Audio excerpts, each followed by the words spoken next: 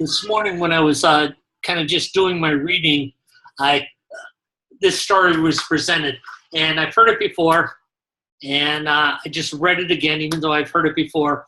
But this professor goes in and he starts teaching this class, and he's got a jar, and a jar he had, I think, he had 5 big rocks.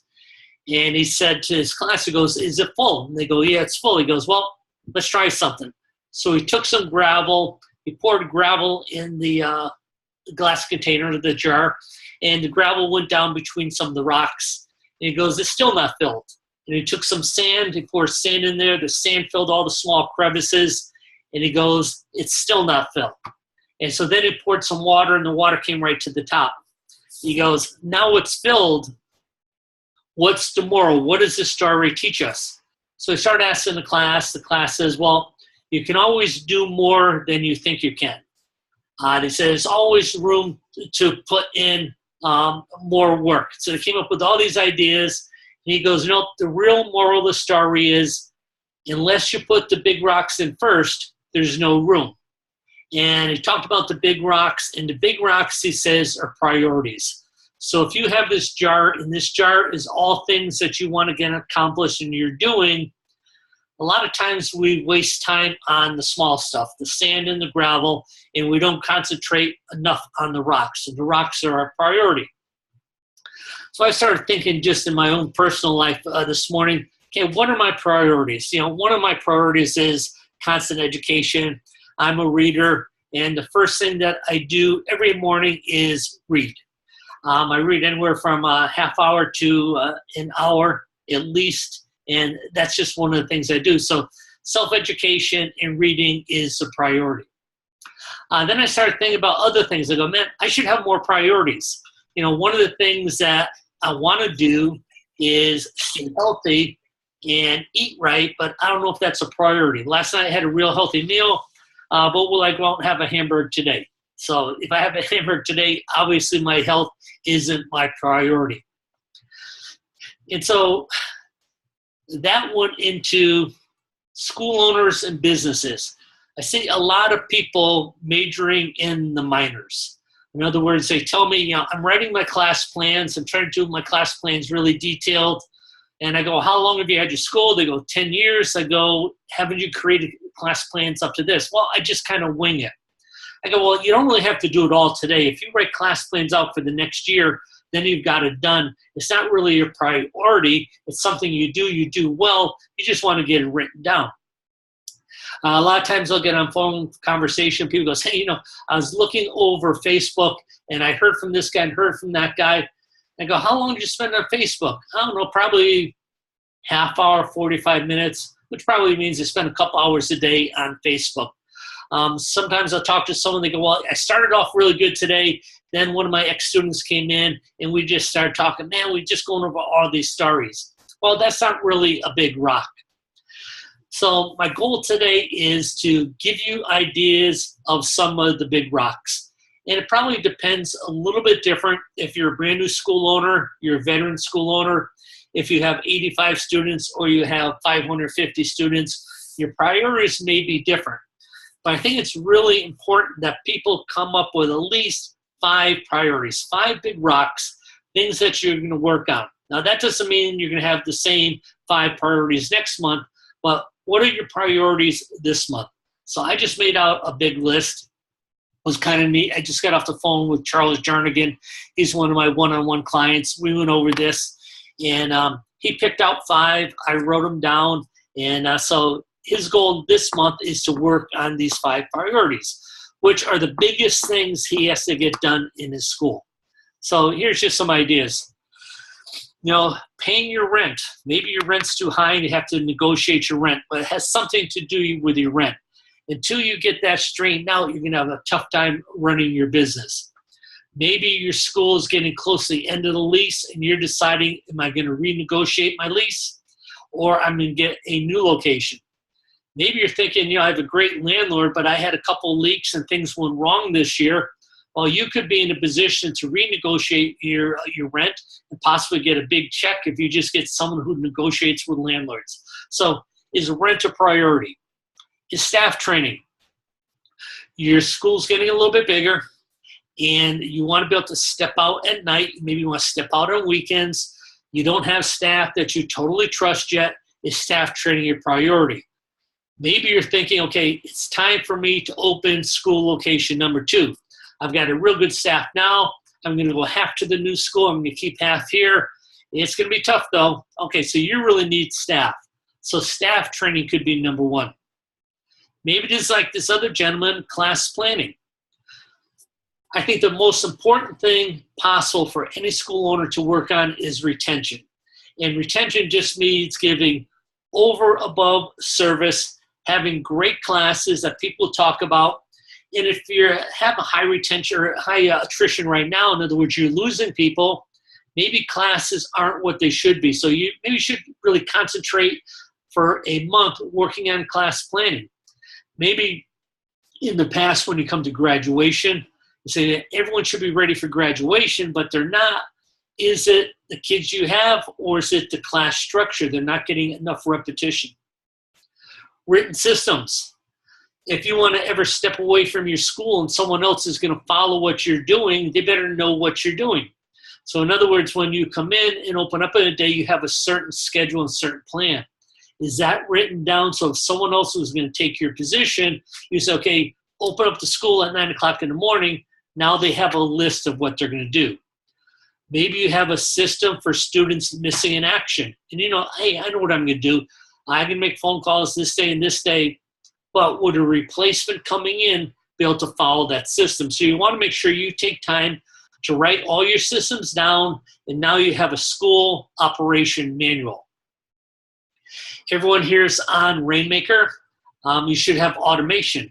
As much as we like to have that personal contact with every student, it's really important to have flows. So if someone gets on your website and they're interested in classes, you know, they're immediately going to get an email, a text, some type of flow that you create. So now you're in contact with that prospect. Maybe you're giving them an opportunity to schedule the class. Maybe you just tell them a little bit more information about your school, and you can tell them that you're going to call them within 12 hours. But you should have a flow, new student flow, a prospect flow, a missing action flow, referral flow, birthday flow. I mean, these are all flows you can design to get things done. I think that would be a priority for anyone who hasn't mastered, when I say mastered, finished all the benefits of Rainmaker. Maybe it's your decor. You know, David's on here. David spent a couple months this early spring doing his school over. You know, he changed a wall, he took out a wall, he changed his floor mats. He did a new sign with his mission statement. He really wanted to get the decor down so when people come in the school, their first impression, wow, this school is professional. It's not one of those schools that has carpet, mirrors, and an American flag. I mean, this guy knows what he's doing. He's, you can see that he's very professional. And when he says it's going to cost $185 per class, they go, I figured it'd be at least that. This is a beautiful school. Marketing. Is your marketing up to date? If you had to release your numbers right now, would you say, hey, June was good, I signed up 4 students? Would you say June was good, I signed up 15 students? Well, that probably goes back to your marketing. You know, poor results in new students is usually result in one or two things. Either your marketing didn't bring you enough leads, you didn't convince those leads to come in and try your program, or people came in and tried and didn't sign up. So maybe you have to start right at the beginning and work on your marketing. Do you have marketing pillars? Yeah, I used to do birthday parties, but I haven't done one in a while. Well, you could probably do really good on that if you put your mind to it, if it became a priority.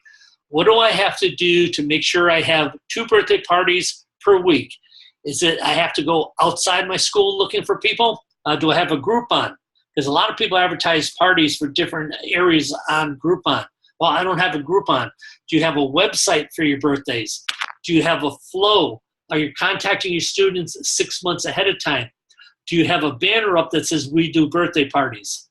So think about the marketing. Think about your pillars. If that's a priority, then it's something you work on every single day. I talked to a gentleman today. We were talking about payroll. His payroll is almost 70% of his gross. You can't survive on that. You can't survive by giving all your money to payroll. So what can you do to trim the fat in your school, get your payroll in check? Now, as your school grows and gets bigger, well, you can share in that profit. But right now, you can't run a successful school. You can't pay your rent. You can't pay other things if you're really, really heavy on payroll. Controlled expenses. When's the last time you looked at not your fixed expenses, but other expenses? What you're paying for supplies, what you're paying for your cell phone, things like that. Can you control some of those expenses? I talked to a couple yesterday from North Carolina. They were using Verizon. They had a couple phones and one for the program director. They're paying $400 a month on Verizon. I go, that's crazy. Either go back to Verizon and renegotiate. I said, I have two phones. I have unlimited access. It's with T-Mobile. I only pay $70 a month for two phones on T-Mobile. Those are expenses you can work on. So if you're looking at your bottom line, there's ways to increase that bottom line. One is to increase your gross. The other is control your expenses. Is your scheduling. Do you have classes that are overcrowded and other classes that have one or two students? Do you have 100 students? You should have 50 a day, and everyone's coming to the early classes, no one's coming to the late classes. Is that a priority? Do we have to fix that before kids go back to school? Probably one of the most common things that I get when I start working with a new one-on-one client is, I want to make more money. Show me how to get 15 new students. I go, well, 15 new students is really important, but that's going to take a little while to increase your income. If we increase your student value, you can increase your income within 30 days. Student value is the average of what students pay. So it's not just having a lot of students paying their tuition, it's having a lot of students paying their tuition and paying more often because they're maybe doing a parents' night out. Maybe they're doing a Nunchaku seminar. Maybe they're doing an inter-school tournament. There's other revenue generators to increase that student value. Maybe they're going to do an add-on program. So you're doing Taekwondo and you decide to do an add-on program of Kali.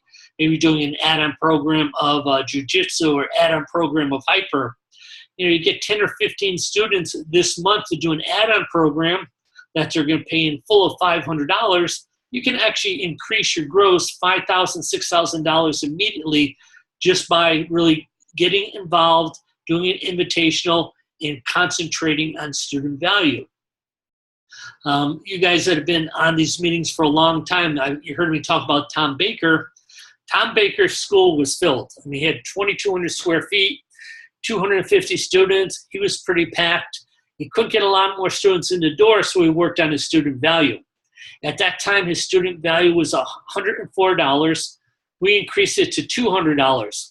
Same amount of students making twice as much money. But his priority was student value. Maybe it's Facebook. Facebook isn't the silver bullet it once was, but it still does good. There's a couple people that I kind of watch their Facebook. One is Steve Baxley. He's a Rainmaker client out of Alabama. His school's called Wolfpack MMA. He does really good on Facebook. He signs up a lot of students. He probably does 3 Facebook posts a day. Jason Smith, he's another one who uses Facebook to his advantage. Totally two days. If you start watching both those guys, you can go, wow, these guys aren't consistent. Steve Baxley's doing the MMA. He's talking about personal development. And Jason Smith, and his school's name is Trinity Martial Arts. He's in a town of 3,000, and he's talking more about community events because just of the demographics. But they both do Facebook, and they do Facebook to drive people to their website. A lot of people say, I'm going to change my website. Change your website's good, but it doesn't mean you're going to get more leads. Until you master driving people to your website, then you're going to start getting more leads. Maybe priorities, community events. You've heard the term lighthouse marketing. Lighthouse marketing is when your school shines so much, people are attracted to you. Now, why are they attracted to you? Well, maybe you're the fitness expert in town, and people that are really interested in fitness, it's a community. They know they're going to be there with like-minded people. Everyone's into having great fitness. Maybe you're a MMA type school, and yours is just about toughness, combat and toughness. And that's your community. You have a lot of ex-military guys, and when you do an event, people are attracted to you. So you're doing community events to build up the culture of your school. School events. I was talking to David Hart. David Hart's got a school in Georgia. He was in his car last week. He's talking to me. I go, what are you driving around and talking to me at the same time for? He goes, I'm visiting schools. Why? He goes, all the school teachers are gone, but the principals and key people are still in the school. I've already booked 12 Meet the Teacher events in Georgia. So he's got 12 events that he's planning where he's actually going to the school, set up a booth, and give out information when all the parents go to meet the teachers. Maybe your priority is business education. You know, you sit there and you've heard this and you go, you know, for things to change, I've got to change. The more I know, the more I grow. So I want to increase my business education. You know, Sal was talking about going to the Super Show. That's one way to increase your education. Picking up a book. The library is full of books. Amazon's full of books on leadership, marketing, things like that. Just picking something up and find out what you don't know. Because, you know, we don't know what we don't know. We start picking up a book, we start finding out. Maybe your priority is billing. You know, I've got 200 students. I'm grossing this much. It seems too low. I got to check into my billing. Are all these students that I have listed, are they all paying? Are any of my students late? Do I have anyone who's missing on credit cards? I mean, that could be a priority. Just making sure that all your accounts are lined up. Rainmakers is a great company. It's still really important that you do some type of self-follow-up on credit card expirations and things like that. But billing may be a priority. There could be a few $1,000s in there that you're missing just because some people slip through the cracks. You know, you were supposed to be doing renewals. You say, okay, I'm going to put this off a little bit. You know, I have 50 students that should be billing, and they're not billing because their expiration, whatever it is, that could be a priority. Could be just cleaning your school. A lot of times, things will happen, and you just ignore it. You go into your school, and a light bulb's out, but it's still pretty bright, but you don't really notice it. Then all of a sudden rain comes, and you've got a couple tiles on the ceiling that are turning brown, and then all of a sudden you've got fingerprints all over your walls, and then you don't notice it because you get used to it. A parent comes in and goes, wow, this school's a mess. Well, sometimes we just have to take a walk through our school. It's okay, this is summertime. I'm not doing any camps. Things are a little bit slow. This should be a priority. I'm going to make sure this school is spick and span before classes resume in August. Maybe your priority is your training. I was talking to Melanie Strauss. Melanie's has a Rainmaker school, and she's down in Florida. She's really close to me. She went to the U.S. Open this past weekend. She got first in weapons, second in forms, and third in sparring. She did really good, but her training is a priority. She's a younger school owner. She got into martial arts because she loves competition. She's a school owner. Making money is a priority, but so is training. She wants to be able to go to tournaments with her students while she's still young, and that's really important to her. So one of our priorities, we were talking yesterday, hey, Greg, I've got to train more. You know, I should have done better in sparring. I've got to do more sparring. I've got to get to some other schools. Developing leadership for SWAT teams. You know you should have some bench strength. Your school is growing. You don't need instructors right now. You don't need helpers right now. But if things keep going good like they have been, you know, come 2020, I'm going to need some assistance on the floor. Well, we don't want to wait to December of 2019 to get ready for January. You know, that's something we want to do right away. So maybe developing a SWAT team, or like Mr. Convento just mentioned, a black belt leadership team. Maybe that's what we should be doing now. Maybe it's savings. You know, I'm doing good. You know, I'm spending probably a little too much money I always see these things about people retiring. I got to tell you this. I got to pull this site up and share it on Rainmaker. I was on yesterday. I was just trying to find out what middle class is, because they always talk about, you hear the politicians talk about middle class. So I put middle class, and I started putting in different cities. Middle class in San Francisco, $300,000, you're still considered middle class. You're not going to get a super nice home and have this and this if you're making less than $300,000. That flipped me out. As I said, who makes $300,000? I started giving all these lists of jobs in the San Francisco area where people make $150,000, $200,000, $400,000. But that's totally crazy. So maybe it's savings. Maybe you're overspending. You need to be saving. Depending on how you want to retire and when you want to retire. Are you going to retire by having businesses that you're still managing? Or are you going to save? So I'm going to save, and I'm not going to worry about it when I turn this age and I want to retire. Well, savings is like power. And when I say power, power is speed and mass. So when you're doing savings, you can either save a little for a long time or save a lot for a short time. I mean, you can have the same results, but think of it as speed. What's it going to take for me to save this money when I get old? How risky do I have to be with my investments?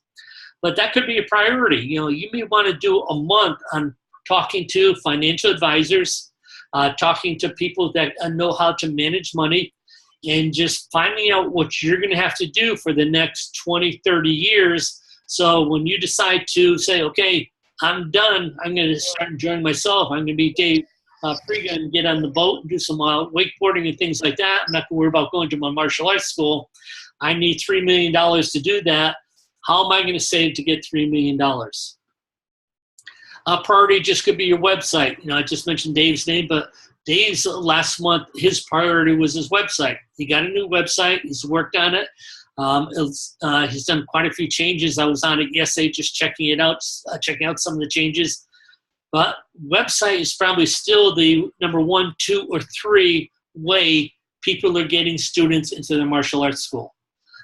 Even if people hear about it word of mouth, they're going to go to your website because they want more information. You hate to have someone say, hey, this school down the street is awesome, you should check it out.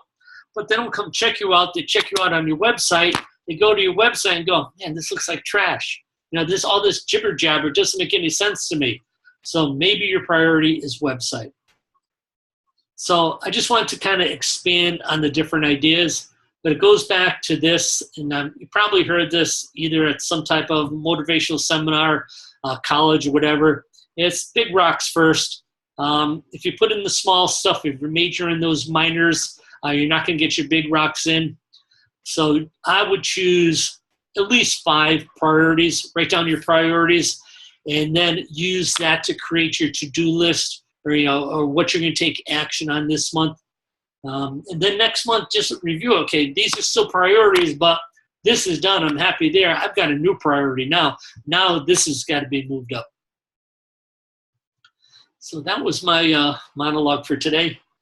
Sal, Dave, welcome back from your vacations. Paul, I don't know if we met. Paul, thanks for checking us out. Sal, I will talk to you tomorrow afternoon. Everyone else, have a great day. Thank you.